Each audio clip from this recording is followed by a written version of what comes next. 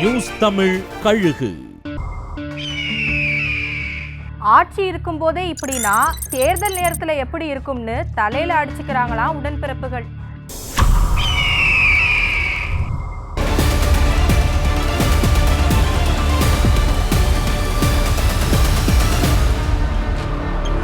தமிழகத்தோட எல்லா மாவட்டங்கள்லயும் மும்மொழி கொள்கை தொகுதி மறுசீரமைப்புக்கு எதிராக கண்டன பொதுக்கூட்டங்களை நடத்த சொல்லி திமுக இளைஞரணி தலைமையகத்திலிருந்து உத்தரவு பறக்க பல்வேறு மாவட்டங்கள்ல தலைமை கழக பேச்சாளர்களை வச்சு மாவட்ட இளைஞரணி சார்பில் கூட்டம் நடத்தப்படுது.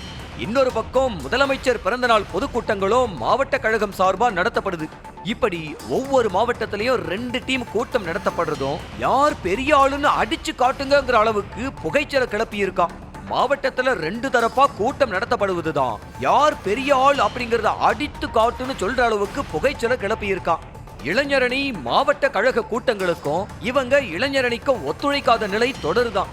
பிரச்சனை அன்பகம் மற்றும் அறிவாலயம் கதவை தட்ட இத தலைவர் காதுக்கு கொண்டு போய் தீர்வுக்கான நகர்வுகள் முன்னெடுக்கிறாங்களாம் மூத்த பேச்சாளர்கள் மற்றும் கழக உடன்பிறப்புகள்.